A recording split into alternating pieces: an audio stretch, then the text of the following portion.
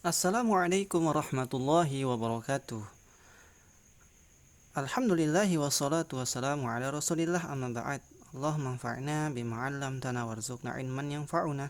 Bagi para sahabat, para pecinta bahasa Arab, ahlan wa sahlan wa marhaban bikum di channel Bimbel Al-Fatih. Ah, Pada video kali ini, baiklah teman-teman, kita akan mempelajari tentang nasbu al-fi'lil mudhari, itu tentang nasabnya fi'il mudhari. Nah, jadi teman-teman sekalian, yang kita ketahui bersama pada umumnya yang namanya fi'il mudhari pasti dia berharokat dhammah atau marfu'.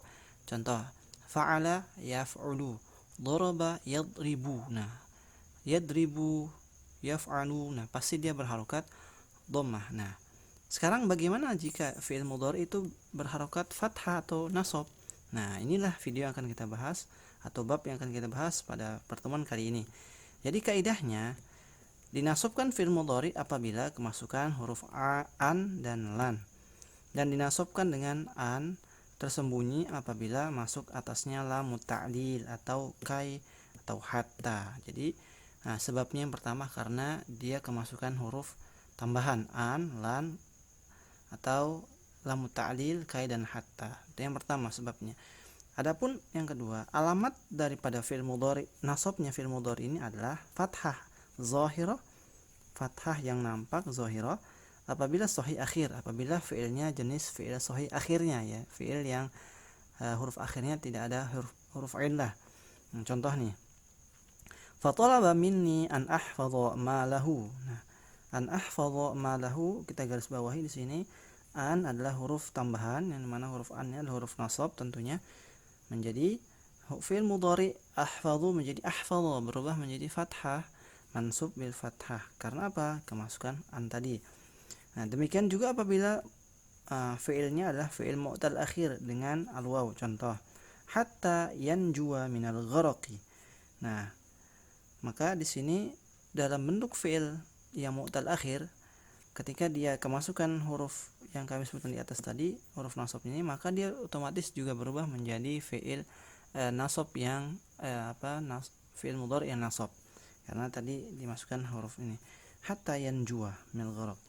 Ini yang kita garis bawahi. Atau dengan al-ya, contohnya nih, qabla an yakhtafiya tahtal ma'i. Nah, qabla an yakhtafiya. Nah, kita garis bawah ini. Nah, an yakhtafiya di sini juga, di sini an yakhtafiya ada kata ikhtafa yakhtafi. Dia juga termasuk dalam jenis fi'il mu'tal akhir, karena dia huruf akhirnya adalah huruf illah, yaitu ya. Maka otomatis dia menjadi fi'il yang beri'rab nasab, yaitu atau nasabnya fi'il mudhari tadi, qabla an yakhtafiyah. Nah, selanjutnya, dan adapun fi'il mudhari mu'tal akhir dengan alif, nah ini ada pengecualian, maka menjadi nasab atau mansub dengan fathah muqaddarah.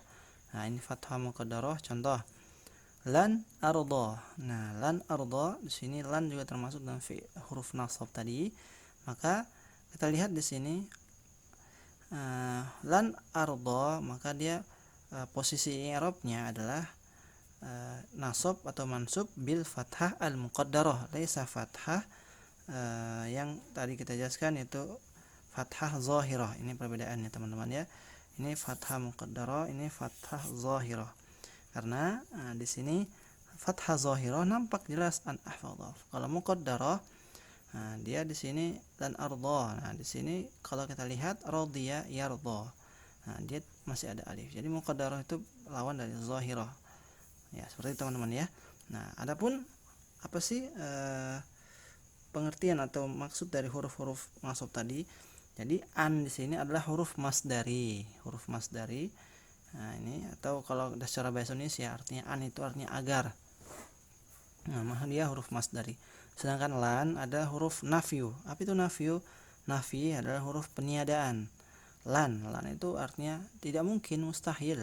Jadi peniadaan, tidak mungkin. Seperti dalam Al-Quran berbunyi, walan tardu ankal yahud walan nasara hatta tattabi'a millatahum. Nah, lan ini adalah harfu nafyu yang bermakna tidak mungkin, mustahil. Kemudian kai adalah huruf ta'lil. Apa itu lam ta'lil? Itu lam Kai itu bermakna agar, supaya. Jadi menunjukkan harapan, agar, supaya gitu.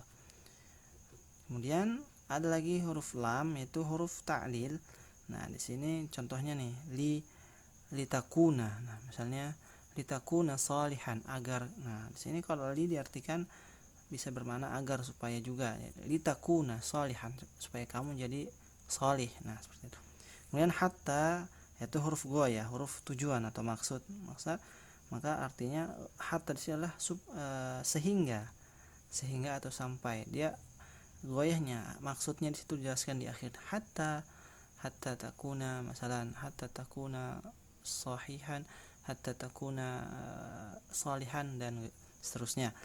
Jadi begitu teman-teman ya. Jadi kesimpulannya, yang namanya fi'il mudhari itu pada umumnya sebenarnya adalah marfu atau berharakat dhamma. Nah, bagaimana jika dia fi'il mudhari jadi fi'il yang berharakat fathah atau nasab? Nah, inilah intinya. Yang pertama, karena memang dia kemasukan salah satu dari huruf nasab tadi. Huruf-huruf ini an, lan, kai, lam ta'lil, atau hatta.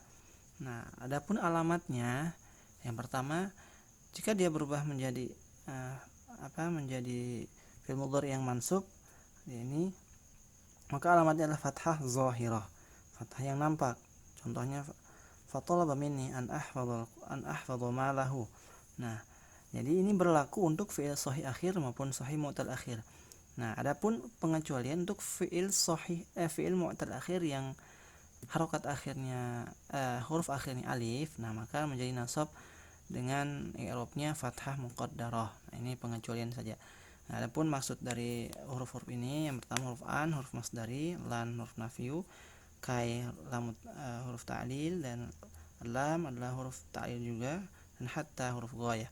Demikianlah video singkat kali ini, semoga dapat dipahami ya teman-teman, dan terus semangat untuk belajar bahasa Arab, karena kita adalah pejuang bahasa Arab. Kita bumikan bahasa Arab menjadi bahasa persatuan kita, karena sungguhnya bahasa Arab adalah bahasa persatuan orang Islam, di mana itu adalah bahasa Nabi, bahasa surga, dan bahasa Al-Quran. Baiklah teman-teman, semoga dipahami. Yang mengucapkan jazakallahu khair atas partisipasi sampai selesai video ini, semoga bermanfaat. Sampai jumpa pada video berikutnya. Wassalamualaikum warahmatullahi wabarakatuh.